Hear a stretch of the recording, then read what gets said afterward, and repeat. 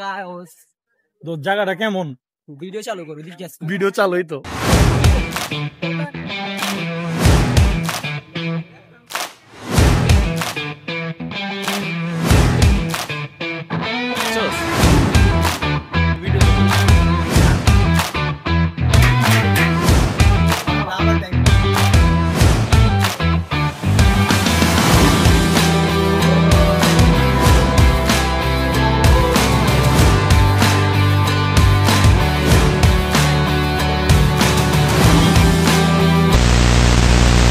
Hey guys, assalamu alaikum.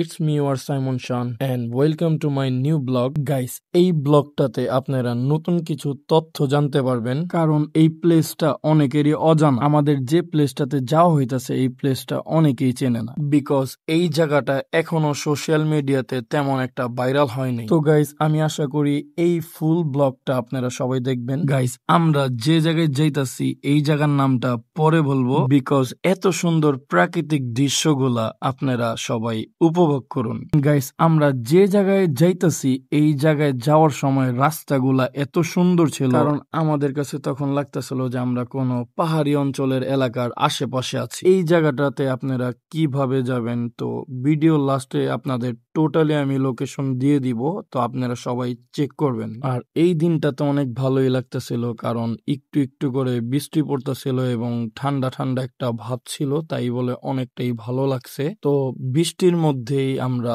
4টা bike নিয়ে বের হয়ে গেছি সব ফ্রেন্ডরা।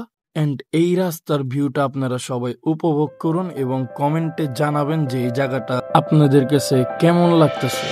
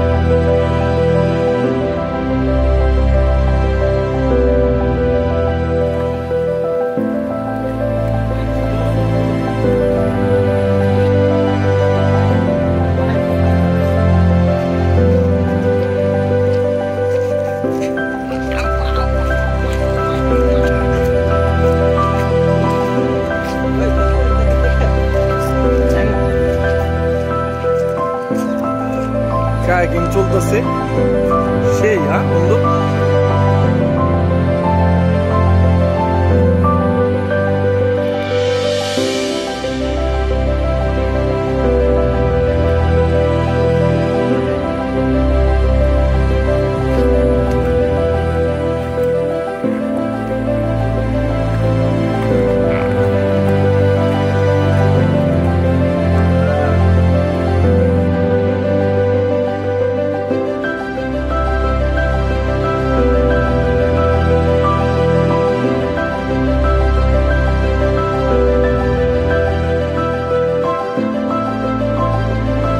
ফটোগ্রাফি চলছে দেখেন।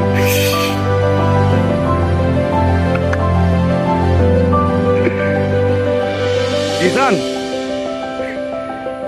ভাবির কি অবস্থা?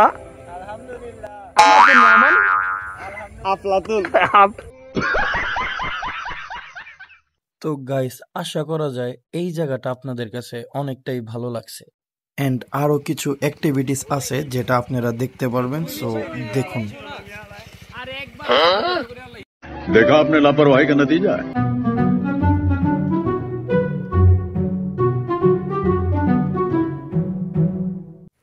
আমার বন্ধু সামির উনি ফটোশুট করার জন্য পাগল হয়ে গেছে, তো বন্ধুদের বলতেছে চলো আমরা বাইক নিয়ে ছবি তুলি।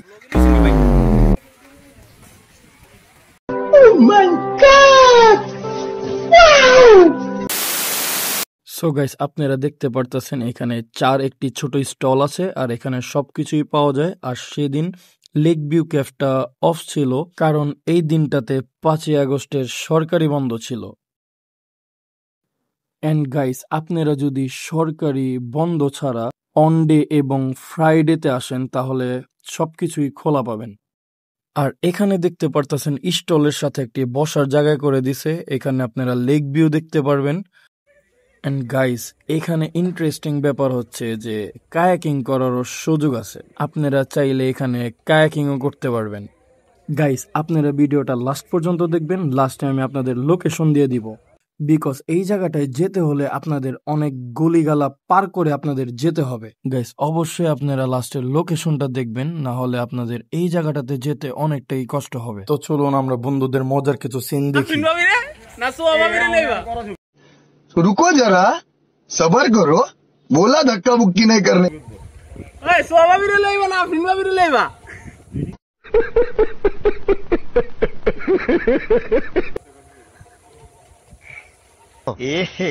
रहा नहीं जाता तड़प ही ऐसी है ना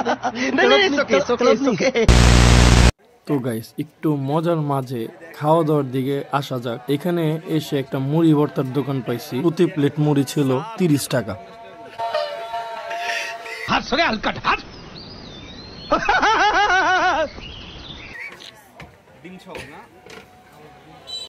তো আমরা বাসায় ফেরার সময় দেখি ওইখানে একটি মুড়ি ভর্তার ছোট দোকান ছিল এবং আমরা সবাই নেমে তার মুড়ি ভর্তাটা সবাই ট্রাই করি। এন্ড তার মুড়ি ভর্তাটা অনেক মজার ছিল এবং তার যে মশলাটা সেটা হচ্ছে সিক্রেট মশলা। উনি বলতে চায় না যে এটা কি দিয়ে উনি মেক করছে, এটা একটা স্বাভাবিক ব্যাপার, কারণ কেউ কাউকে নিজের সিক্রেট কিছু কখনোই বলবে না, কারণ নিজের ব্যবসার গোমর কখনোই কাউকে বলতে নেই। বাই দ্য ওয়ে গাইস, তো আমরা তার থেকে মুড়ি ভর্তাটা নিলাম এবং আমাদেরকে মাংসর পরিমাণটা দেখেন কতটা ভালো করে উনি কুচি কুচি করে দিছে মুড়িতে।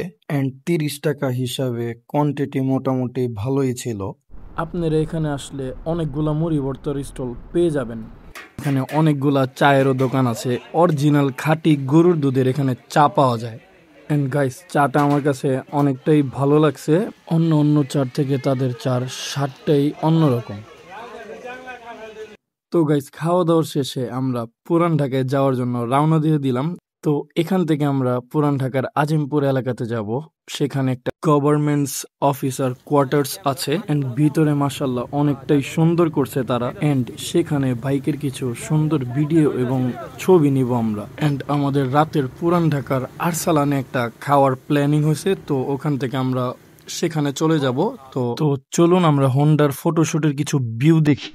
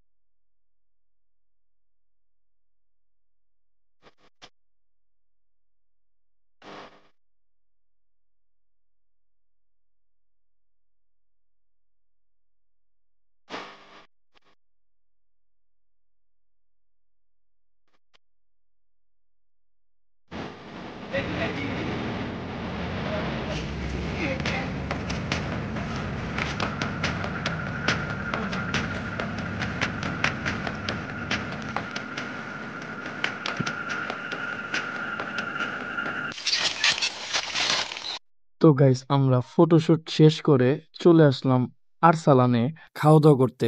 তো দেখতেই পারতেছেন আমার একটা ফ্রেন্ড আছে, তার নাম রোহান।